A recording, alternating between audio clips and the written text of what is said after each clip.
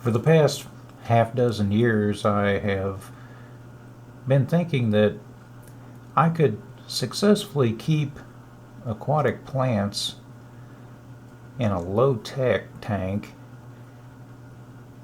I wouldn't really need to inject CO2 into the tank. I'd have reasonably good success with some of the easier species. I could avoid the delicate plants that demand CO2. But even with the fast growing and very hardy species, I've only had moderate success and wound up spending hundreds of dollars on various species that, well, many of them failed completely. Others didn't do all that great. Recently I happened to get some Riccia fluitans with the purchase of some other aquatic plants, and was not able to acquire more of it locally, but I attached the small tuft of it to a little black pebble to match the coal slag that I use as a substrate, and it did quite well. It's the light green colored plant on the right. So I've gone ahead and set up this tank with injected CO2. To the left of the Riccia is Christmas moss and Java moss. Now you can see that the center plant is the Java moss. It does quite well, but the Christmas moss on the left is mostly brown. So I am hoping that with the injected CO2 it will make a comeback. To the left of that is a favorite of mine, Ludwigia repens. Now repens means red, and so when I purchased this plant it was nice and red, but without injecting CO2 it reverts to a green, and I still like the formation of the tightly compacted leaves on the long stem. I don't know if the red coloration will come back in this setup, but even if it doesn't, it should grow quite quickly and lush. To the left of the Ludwigia repens is water wisteria. Now this is a fast growing plant, and I'm hoping it will really take off in this setup.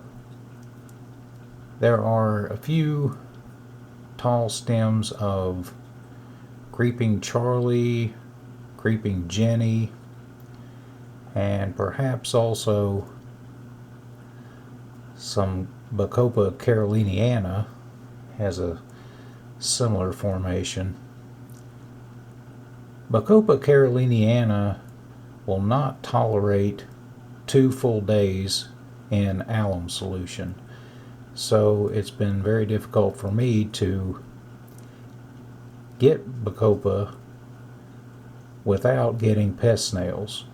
Pest snail eggs will not survive a full 48 hours in alum solution, but neither will the Bacopa.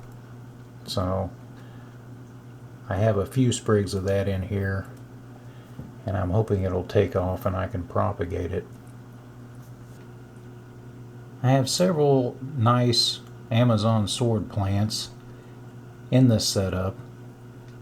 They were doing fine previously in the same tank without CO2 when it was set up at a friend's house. and I believe that they will really take off with the CO2. Now the pink plants, we have AR, Alternanthera reneki, and Ludwigia repens that is maintaining its pinkish hue, not as nice and red as the AR, but hopefully the red coloration will come back in these plants. Here on the left side of the tank at the bottom you can see several sprigs of creeping jenny, and the nice light green colored plant with the full spade shaped leaves is Hygrophila coriambosa, and it's the cherry leaf variant. These have done very well for me in my 75-gallon tank, so I think they will really take off in this setup. About the hardscape, I have added loads of water Sprite.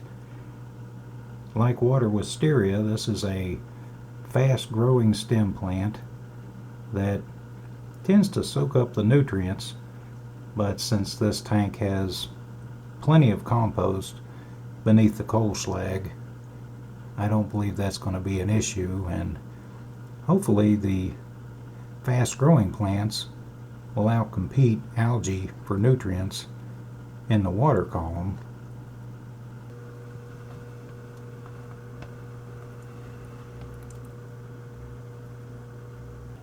For my first attempt at injecting CO2 into an aquarium, I'm foregoing fauna for the moment.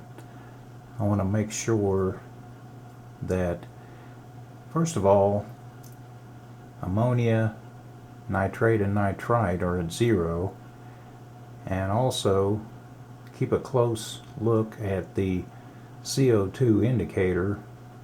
Make sure that I'm not injecting too much for the safety of the fauna. In the meantime, I hope to have super success propagating various species of aquatic plant.